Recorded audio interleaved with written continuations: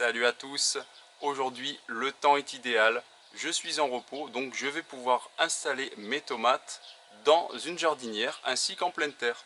De ce fait, on va pouvoir voir la différence de comportement d'un pied en jardinière et d'un pied totalement libre en pleine terre. Donc là je vais vous montrer la pépinière actuelle. Ce que j'appelle pépinière, ce sont les plantes qu'il va falloir installer en pleine terre ou dans des pots qu'il me reste à faire. Alors voilà, nous y sommes. Nous sommes au milieu du mois de juin. Nous avons les melons qui sont d'une belle taille, les courgettes aussi. Alors à peu près en 2 semaines, vous avez déjà des résultats probants sur les courgettes. Donc ça sert à rien de les semer trop tôt parce qu'elles se développent très vite. Ça vous permet d'avoir des courgettes assez tard dans la saison. Les aubergines, pour une première, je pense que c'est plutôt pas mal. Bon, là, elles commencent à se trouver à l'étroit dans leur pot. On observe déjà les secondes feuilles et troisième feuilles qui arrivent. Mes plants de tomates cerises. Alors, j'ai un petit peu arrosé ce matin. Voilà.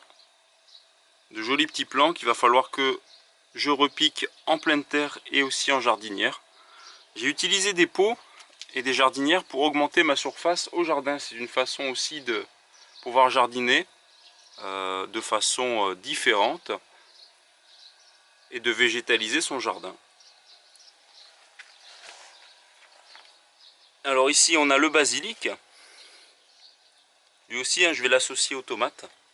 C'est une très bonne association.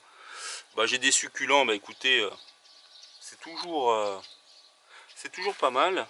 Là j'ai le second semis d'aubergine et encore les tomates.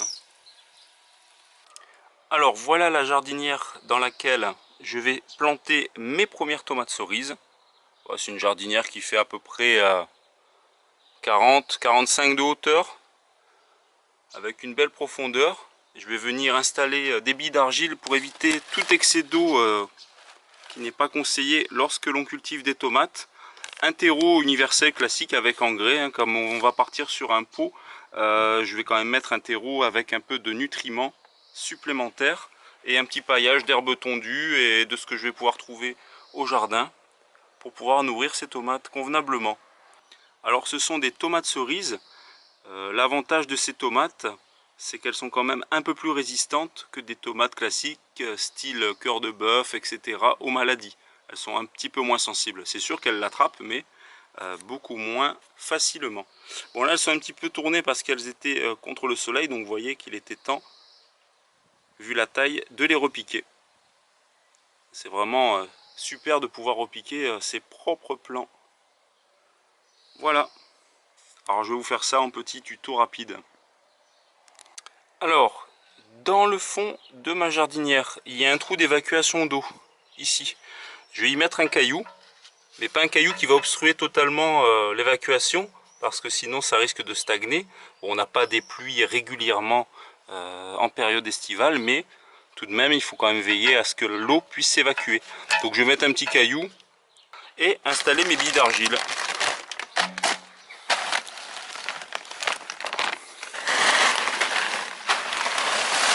Alors je mets un bon fond de billes à l'intérieur.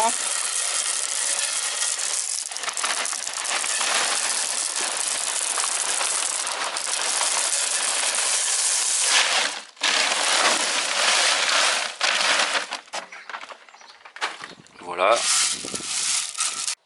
Alors l'installation de billes d'argile, c'est un matériau naturel, va permettre de drainer notre fond de jardinière et ainsi éviter à la plante d'être en contact direct avec l'excédent d'eau. Donc ça va nous donner une petite épaisseur de réserve d'eau disponible pour notre plante lors de fortes chaleurs et ça effectuera un drainage correct. Alors je vais remplir maintenant ma jardinière de terreau universel. Alors voilà, j'ai rempli ma jardinière. J'ai volontairement ajouté un peu plus de terreau parce qu'avec le phénomène de tassement lorsqu'on arrose, le terreau a tendance quand même à baisser de niveau. J'en ai à peu près là pour 70 litres. Alors c'est une jardinière voilà, de 70 litres. Alors j'aurais pu également remplir cette jardinière avec de la terre de jardin. Le souci, c'est que bon, la terre de jardin, il y a pas mal d'éléments biologiques à l'intérieur qui seraient certainement morts compte tenu du fait que cette jardinière n'est pas en contact direct avec le sol. C'est toujours un peu plus sec une jardinière, etc., etc. Alors pour une culture relativement courte comme la tomate qui ne pousse en été et au début de l'automne, je trouvais ça dommage de sacrifier entre guillemets une vie biologique alors que le terreau avec engrais suffit amplement à enrichir le sol de cette culture. J'ai placé volontairement cette jardinière au nord pour tester les tomates sans trop de soleil direct, parce qu'ici je suis dans le sud de la France et on sait que quand le soleil tape, il fait pas semblant. Donc c'est un test aussi pour voir la productivité des tomates, ce qu'elles peuvent nous donner dans ces conditions. Alors je vais passer maintenant à la plantation des tomates.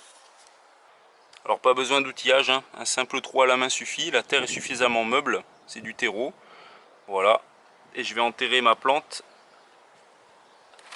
un peu plus profondément, c'est-à-dire à peu près ici, pour que le système racinaire de ma tomate puisse se développer davantage et permettre aux plants d'être beaucoup plus forts.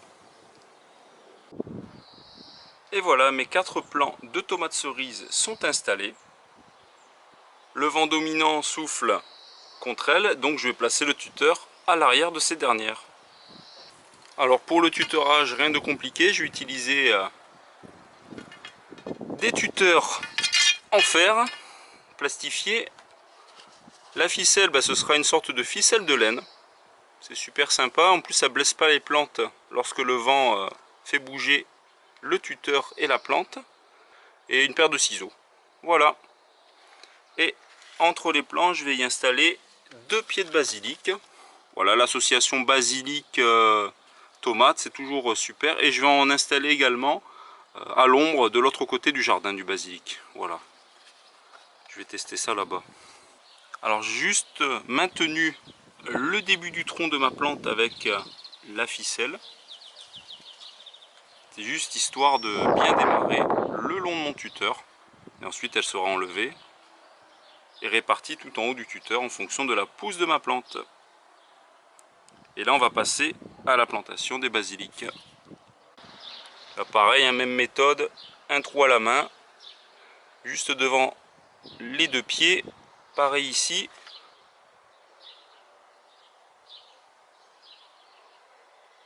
Et l'odeur dégagée par le basilic, ça va aussi aider la plante à limiter le nombre de parasites qui pourraient venir s'y installer. Voilà, j'ai terminé la jardinière. On va arroser un petit peu le basilic et les tomates. Comme je vous l'ai dit, le phénomène de tassement est beaucoup plus important sur un terreau. Voilà, on va bien arroser l'ensemble de la jardinière. Et on va faire le complément de terreau, s'il en manque.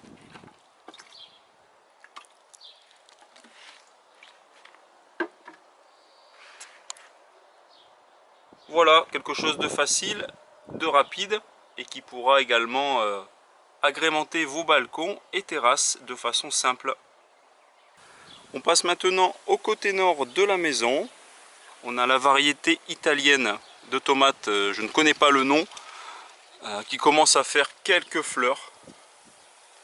C'est encore un peu timide, on a eu des orages et un temps un petit peu d'automne ces derniers temps. Donc elle se développe tranquille, hein. On va la laisser faire ses premières fleurs. Ici, j'ai installé aussi des œillets, afin que les papillons, notamment ce petit papillon blanc que vous voyez souvent, ne viennent pas pondre ses œufs à l'intérieur des tomates. Vous voyez, hein, c'est flashy l'œillet d'Inde. Bon, cette année, j'ai pas réussi à faire de semis. J'ai testé 2 fois et j'ai pas eu de résultat du tout. Donc je me suis rabattu sur des plants de jardinerie. Là voilà, hein, on a les premières grappes de fleurs de mes tomates cœur de bœuf. J'ai 2 variétés de cœur de bœuf ici. Et on a les toutes premières tomates. Voilà, qui se développent. Là aussi, il va falloir que je recoupe les petits gourmands. Voilà où en sont les tomates que j'ai achetées dans le commerce. Et voilà, c'est la fin de cette vidéo. J'espère qu'elle vous aura plu. N'hésitez pas à me faire part de ce que vous avez pu planter dans votre jardin au niveau des tomates et si vous avez testé ce système de plantation. Je vous dis à très vite. Ciao!